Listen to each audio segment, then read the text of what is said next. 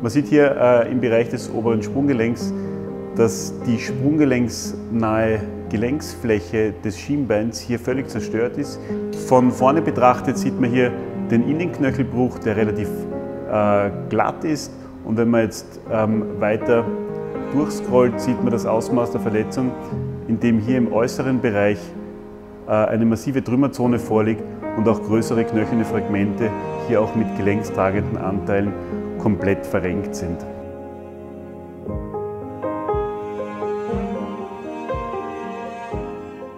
Ich war im Februar in Barcelona für ein Projekt für Merida.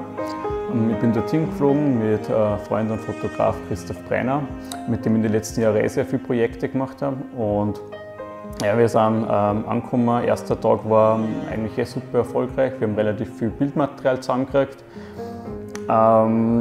Zweiten Tag sind wir auch relativ bald in der Früh auf, haben wir ein paar Shots mehr gemacht. Und wir waren dann eigentlich schon so mehr oder weniger auf dem Weg zum Frühstücken. Und ich wollte dann noch unbedingt einen Wallride machen, was sich dann nachträglich als eher nicht so die kluge Entscheidung herausgestellt hat. Das Ziel der Behandlung eines derartigen Knochenbruchs liegt darin, dass man versucht, die zerstörte Gelenksfläche bestmöglich wieder aufzubauen. Das ist in vielen Fällen nicht mehr hundertprozentig und anatomisch möglich. Noch viel wichtiger ist es aber, dass man die Operation erst unter gesicherten Verhältnissen durchführt. Das heißt, wenn die Haut und die Weichteile so weit in Ordnung sind, dass man mit möglichst geringem Risiko einer Infektion und von sekundären Komplikationen operieren kann. Jedenfalls ist mir bei dem Wallride das Radl weggerutscht, also die Reifen sind an der Mauer weggerutscht. Ich bin vom Rad abgesprungen und von ungefähr so 2–3 Meter Höhe am Boden gelandet, also mit beiden Füßen am Boden gelandet. Und das Problem war, glaube ich, dass ich relativ schnell war. Also die Höhe, also die 2–3 Meter war nicht so das Problem, aber die Geschwindigkeit war doch sehr, sehr hoch. Und jedenfalls der linke Fuß hat eigentlich den Aufprall ganz gut überstanden. Der rechte Fuß leider überhaupt nicht. Es war eigentlich sofort klar, dass irgendwas gebrochen war, aber im ersten Moment haben wir nur gedacht, okay, es ist was gebrochen, aber vielleicht 6 bis 8 Wochen Gips und dann passt es wieder.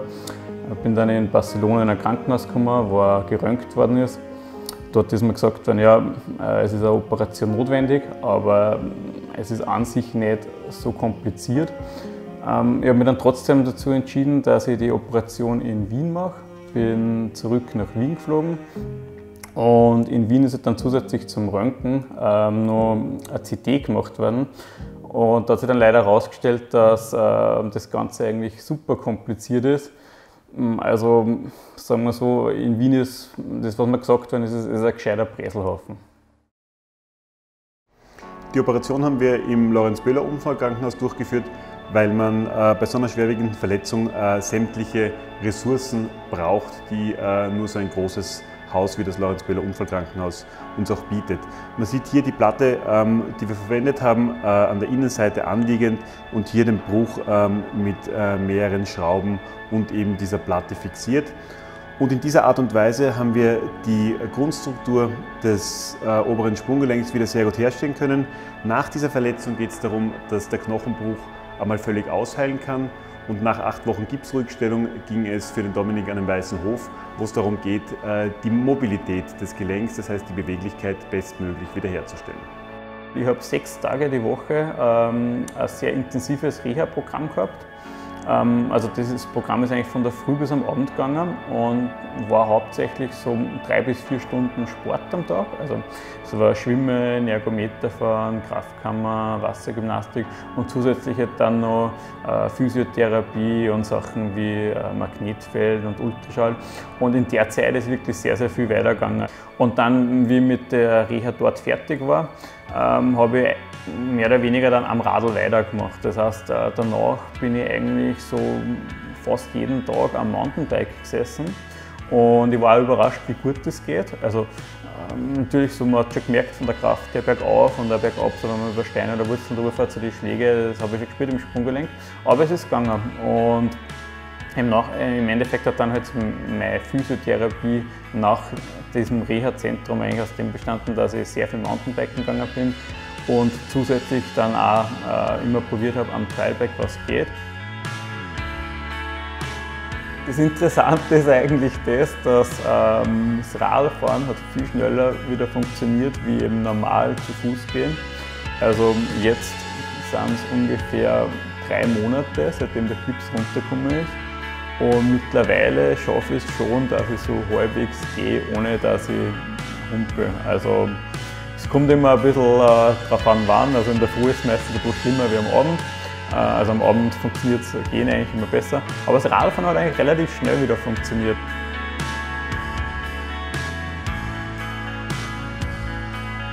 Eigentlich eine lustige Geschichte. Also, nachdem ich den Gips runtergekriegt habe, waren ja so 2 Wochen, wo ich jetzt auf dem Fuß nicht voll draufstehen dürfen habe. Also so die ersten 2 Wochen waren immer mit 20 Kilo Belastung. Und dann war eben so der erste Tag, wo es geheißen hat, ja, jetzt darf ich wieder voll draufsteigen und einmal probieren, dass ich ein paar Meter gehe. Das habe ich gemacht und ich habe jetzt mit Mühe und Not ein paar humpelnde Schritte zusammengebracht. Und am Tag drauf bin ich den ersten Wheelie gefahren. Also das hat mich eigentlich schon überrascht, dass das so gut funktioniert. Eine derart schwerwiegende Verletzung, wie es der Dominik erlitten hat, stellt für einen Sportler eine extreme Ausnahmesituation, sowohl körperlich wie auch psychisch dar. Die Aufgabe des behandelnden Arztes liegt dabei einerseits darin, die Verletzung zur Ausheilung zu bringen und andererseits den Sportler während dieser schwierigen Verletzungsphase auch zu begleiten, ständig da zu sein und auch vor allem stetig auf neue Situationen zu reagieren. Das heißt, wir versuchen hier die Therapie stetig an seine Bedürfnisse anzupassen und so kommen wir dann zu den bestmöglichen Ergebnissen bzw. bringen ihn frühestmöglich zurück in den aktiven Sport. Mein Glück war eigentlich im Endeffekt dann das, dass ich zu einem wirklich super Arzt und Chirurgen gekommen bin, zum Dr. Brandner. Und der Dr. Brandner ist jetzt selber Sportler und der hat auch in Wien im 1. Bezirk seine Ordination als Sportmedic, wo er sehr viele Sportler betreut, sowohl Hobbysportler als auch Profisportler, aber jedenfalls halt Leute, die halt auch nach Verletzungen nicht nur jetzt den Alltag bewältigen wollen, sondern auch wieder einen Sport machen wollen.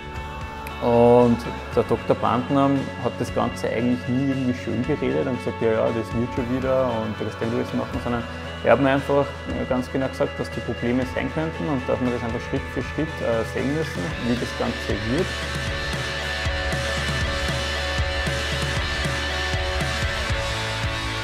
Das Außergewöhnlichste war eigentlich das, dass er mir dann gleich seine Handynummer gegeben hat und gesagt hat, ja, wenn ich irgendwelche Probleme habe oder irgendwelche Fragen einfach habe und es werden Fragen wahrscheinlich auftauchen, dann soll ich mich einfach bei ihm melden. Und da habe ich mir schon gedacht, so, naja, also welcher Arzt gibt dir eine Handynummer und sagt, ruf an, wenn du irgendwelche Fragen hast. Also allein das war schon wirklich was, also die Spitze gefunden. Ja. Und das Außergewöhnliche war halt auch das, dass es war nicht nur bis zur OP, sondern auch danach. Und gerade bei so einer Verletzung ist ja eigentlich so die Zeit nach der Operation ganz wichtig. Also die ganze Physiotherapie, die Reha und auch so Sachen wie, also für mich sind dann immer so Fragen aufgetaucht, so, darf ich jetzt wieder mit dem Rad hupfen? Also kann ich es überhaupt probieren oder mache ich dann irgendwas kaputt?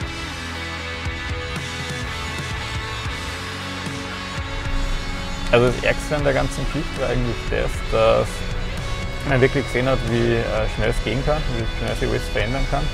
Also ich war einen Tag in Barcelona, bin mit dem Rad durch die Stadt gefahren und am nächsten Tag wacht man im Krankenhaus auf mit so einem komischen Metallgestänge am Fuß und die Ärzte sagen einem, sie wissen nicht, ob man das Gelenk retten kann. Also so viel heißt, sie wissen nicht, ob man jemals wieder normal gehen kann.